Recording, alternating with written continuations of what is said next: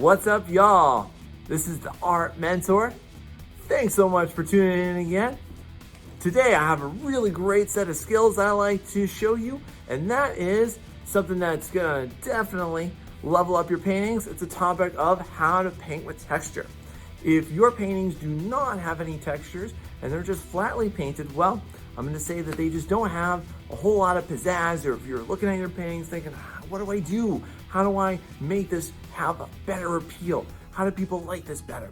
Then this is definitely the topic for you. So what I wanna bring you today are a sampling of some of my favorite effective techniques for painting lots of great textures. So let's check this out. So our first painting technique is going to be called hatching. So let me just give you a quick demonstration of what hatching is and what it's going to look like right down here. So here's a quick little field for me to go ahead and implement this on. I'm going to use a really fine precision brush for this one. And I'm going to go ahead, I'm going to paint another color directly over this so you can see what's going to happen. Now you might be familiar with cross hatching from maybe drawing or inking, and it's going to work essentially the same exact way. So we're going to make some really nice fine lines in here that will just crisscross and they'll intersect each other as well.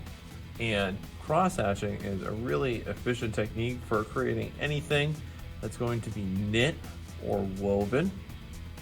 So you can see me as we're going through this.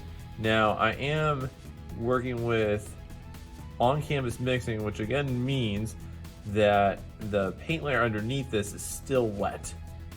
So that's kind of advantageous to you. I'll tell you why, because when it's wet underneath, it's much easier for these two to more realistically blend up in here. All right.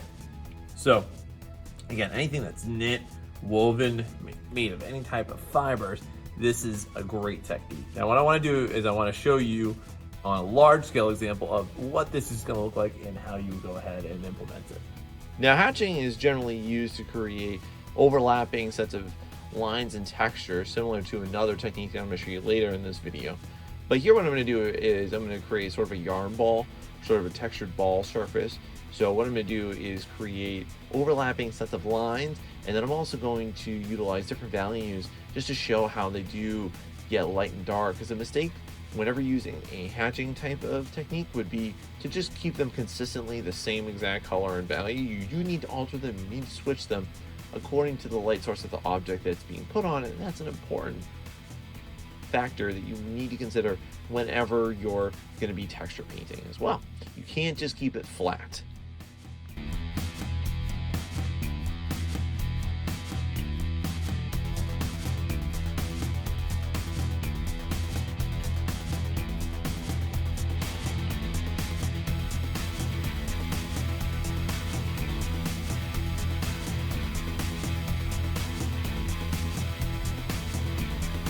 Second painting texture technique is called dry brushing.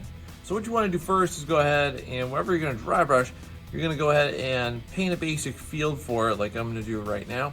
And then we need to let it totally dry. If you're going to dry brush over a wet area, it's not really going to be very efficient. So let's hold on a second for this. Now this is all nice and dry. And the next step is I need my paintbrush to be totally dry, meaning again that this contains absolutely no moisture. If this contains any moisture at all, it's going to totally wreck it. So what I'm going to do is I'm just going to brush it out to make sure that there's nothing left over and there's no little water droplets on the edge of my brush tip right there. All right. Now what I'm going to do is I'm going to take just the littlest bit of paint. So I'm going to go ahead, I'm going to grab this deep brown right here.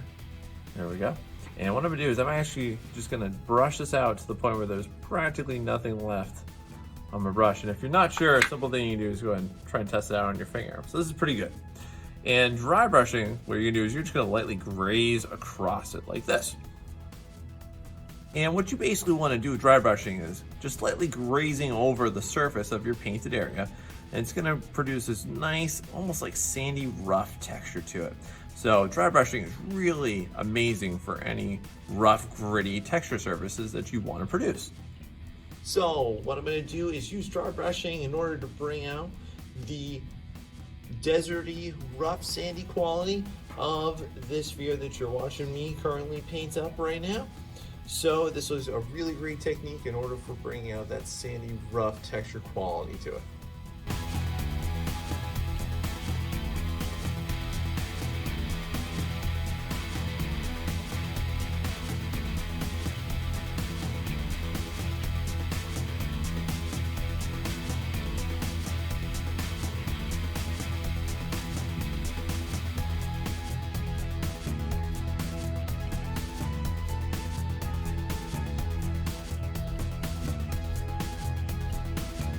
Our third texture painting technique is called directional.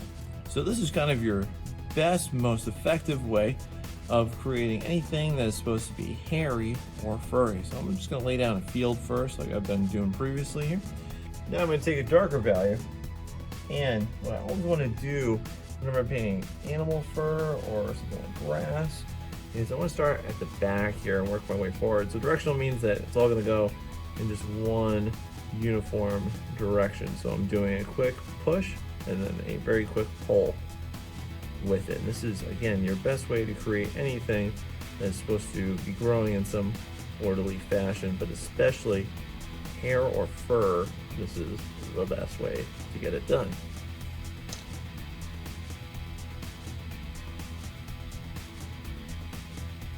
You can see I'm switching to a larger brush to get some bigger pulls out of this as well.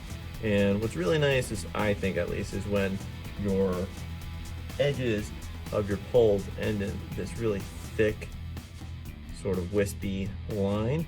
I particularly really like that aesthetic to it. All right, so there is directional. Now let's see what it looks like in practice.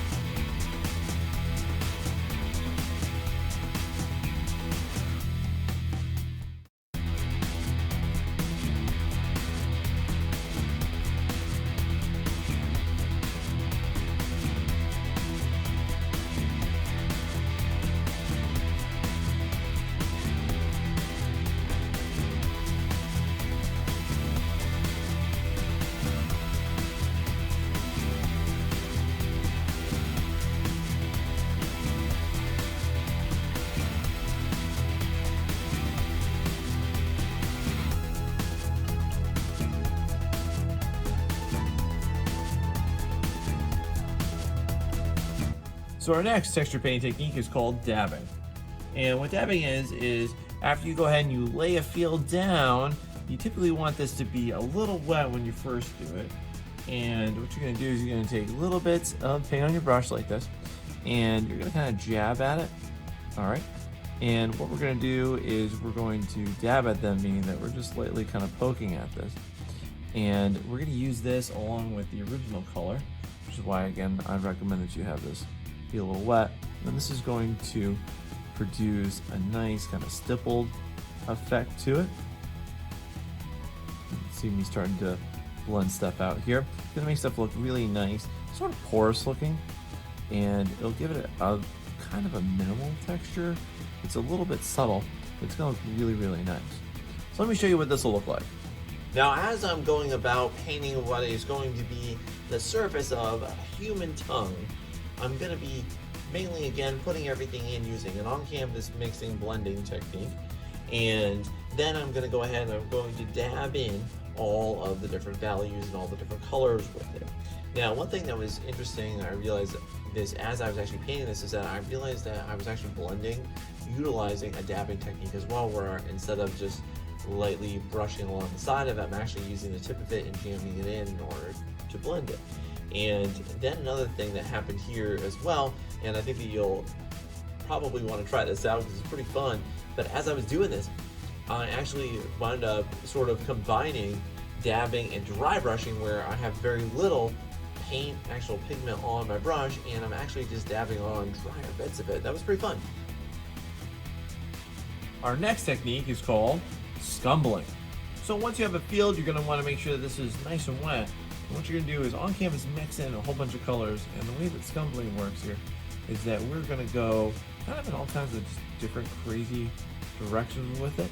And you can see me starting to add in some lighter value on top. I'm going to take my initial color, put that back over it with it a little bit more too, and again bring back in my original color. So Scumbling produces a really lovely textural effect, and it creates a lot of nice textured varying directions, and can't wait to show you different things that you can do with Scumbling. It's actually pretty fun to use once you implement it and learn how to implement it really effectively here. So let's check this out.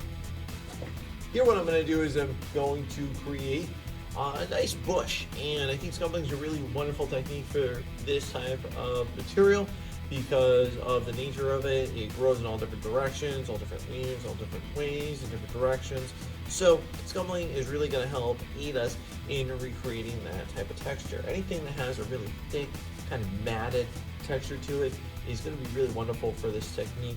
Now here I'm of course going to lay in my lightest values, work into my darker values, mixing in some complements along the way, and I'm definitely going to leave a lot of those areas where there's just those nice thick brush ends, and you're going to see that wherever you see just big thick mounds of paint. It's going to produce a really multi-directional effect to this particular piece. And overall, I really like to use this for not only like bushes, but for trees, and definitely for clouds as well. Those are what I tend to find work the best for this particular technique of Scumbling.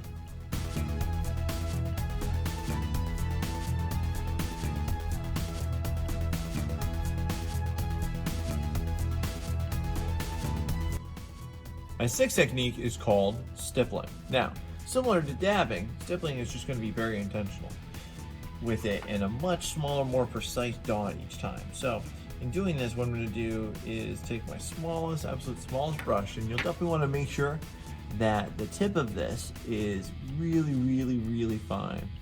And what we're going to do is we are just going to go ahead and put a collection of dots on this. This is stippling. Now with stippling, the general kind of idea is that where you want most saturated color, you want to crowd, and then it needs to dissipate as it moves away from wherever it is meant to be most saturated. So in other words, if I'm trying to get away from it, you'll see me starting to space out my dots on this. I'm doing some much smaller ones. This will produce a really nice stippling effect there. Here we go. Now, let me show you what this is going to look like in practice. So through stippling, what I'm going to create is overall just this sandy, beachy, I guess it could be a pearl, could be a rock, could be also some kind of gumball, I guess. And what stippling is going to do for me is give me the overall effect of something that's porous. So it's really great for anything that's grainy, that's sandy, that's even porous, such as skin. And that's overall what you're going to see here. And you're going to see me go ahead and start to do this through, again, using multiple values and multiple colors in order to produce the intended effect that I want here.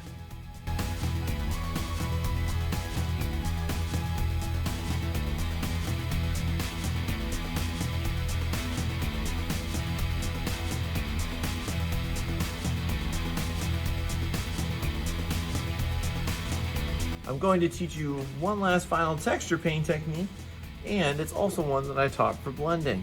And this particular texture painting technique is called finger smudging.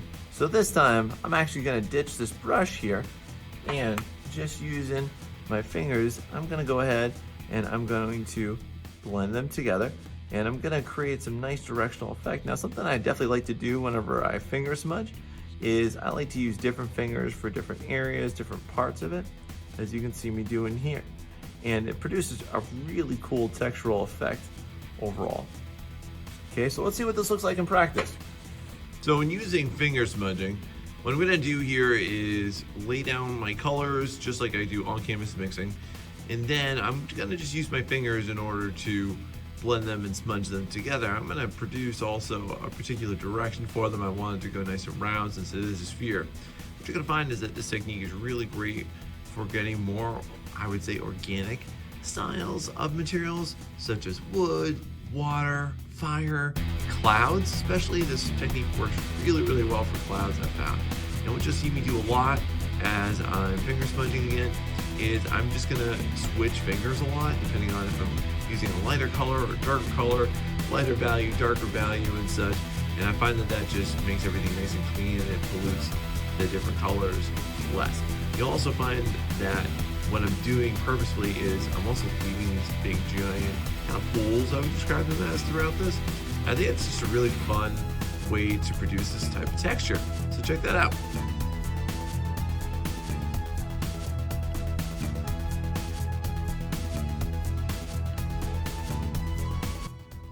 All right, so now that you've learned that, go ahead, give it a try yourself. I guarantee you if you use these, you're definitely gonna level up your painting game and you're gonna be really satisfied with the results. Now don't forget, the way that I've shown you, it's not all of them. There's plenty more that you can use and you can even combine them for some cool hybrid effects, okay? And I mentioned this a little bit in the video. I definitely wanted to explicitly state that for you. So, thanks so much for watching this. If you like my content, please don't forget to like and subscribe and definitely hit that bell so that you get notified every single time that I put out content. I put out content every single Friday for y'all to enjoy and to learn something new. So, now that you've learned this, go out and create something cool because I know that you are capable of creating amazing artwork. This has been the Art Mentor. See you next time.